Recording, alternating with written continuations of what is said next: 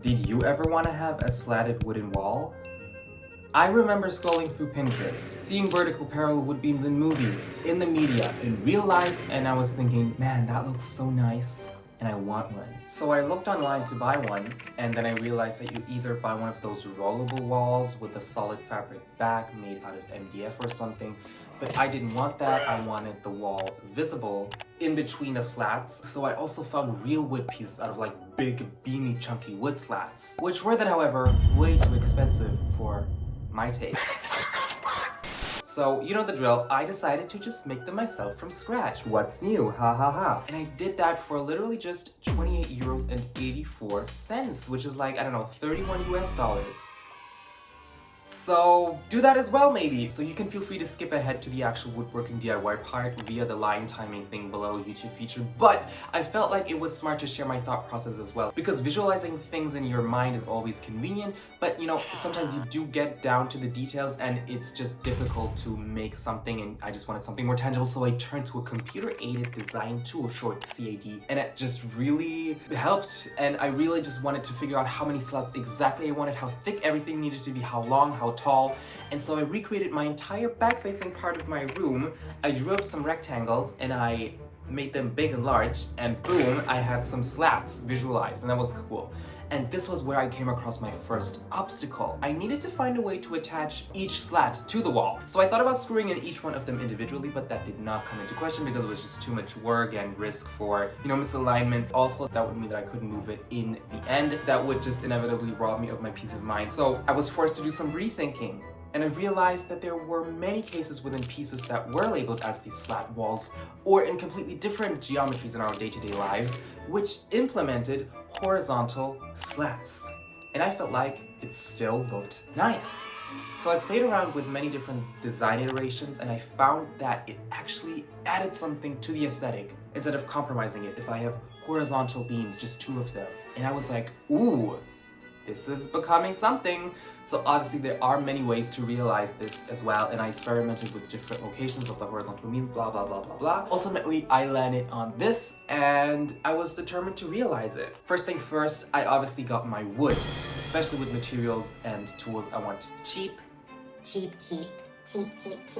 So I started with 2.5 meter long slats that were just 22 by 44 millimeters, and they were each 198 euros a piece. So in my case, with 8 vertical beams, that was under 16 euros, which was cool. Why were they so cheap? Well, probably because they were completely untreated. They were uncut, unsanded, unplaned, very rough, brittle, light, and pale. Now, you could, of course, just buy pre-treated wood like this one, and as you can see, perfect 90 degrees, no roughness. But in terms of price, that would have been per piece more than double, and there wouldn't be any imperfections like those open branch circles and wood continuity, and I was like, I just really wanted this. So I took the cheap option, and I got to work. So after cutting them down by hand, I took some, I don't know, $2 sanding paper and sanded everything down. Also, please wear a mask when doing this. It's obviously not perfect the way I did it with just one sanding, but it was good enough for me. And then I had my 8 slats, which were each 207 centimeters long. And with the remaining wood, I cut out 2 smaller horizontal slats at 33 centimeters. Next, there's the wood finish. Since I had quite some wood oil left over from my sofa video, go watch that if you haven't already after this one, please, thank you. I reused that one, which is the Stockaryd IKEA oil. IKEA, Swedish, hello, hello. It's suitable and safe for indoor use because I think it's just 2 types of natural oils. I'm not sure though, but it does say that it's suitable for indoor use, which is important for me. And it's reasonably priced, I guess, at 10 euros. So after removing as much dust as I could, I applied the oil via a cloth, trying to get the most even finish as possible, and then let it dry. Okay, so it's the next day. It has dried down, and this is how it looks. It's assembly time. So I laid them flat on a carpet-protected floor, and because I really wasn't quite sure in which order and rotation I wanted every slat to be, I retried and reoriented everything several times. So as soon as I was happy with the final constellation, I turned everything over, then placed the horizontal beams onto the right spot. I did some measuring to know where exactly to drill, and then I brought everything together, attached everything with each one screw. Easy. Oh, and don't forget to also drill your holes for the wall attachment that is to come later. And then I was done. Wow! Here it is! Can you believe this?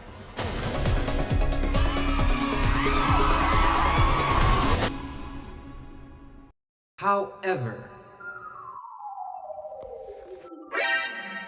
okay, this is a mess. I've been storing all these things under my table for so long. Let's clean up.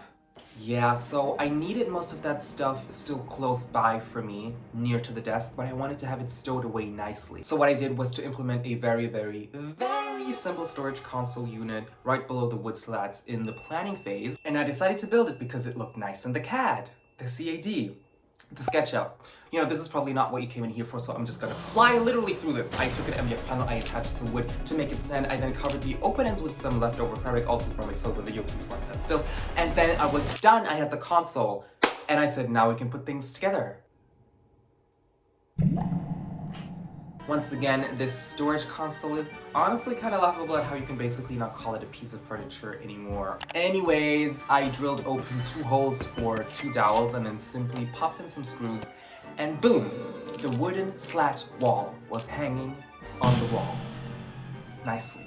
Of course, I could then satisfyingly hide all the clutter in the storage unit and make the surface look nice with some nice decorations. And that was it. It was done and it looked nice and it was so satisfying. Anyways, it's really not that difficult. Just plan in some time and maybe don't do this during a massive heat wave and you'll be fine.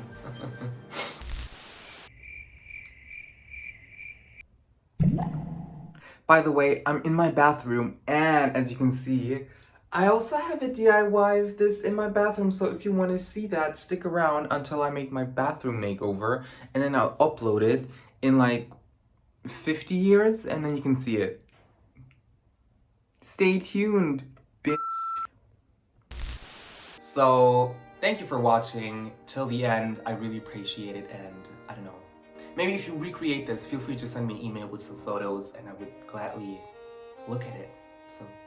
With that being said, thanks for the memories, and thanks for accepting the how I just acted so fake now, but when the camera's on, I'm like, hi, hi, oh my god, it's so nice to meet you, I'm kind. Thanks for the memories. I'm crazy, I'm so crazy.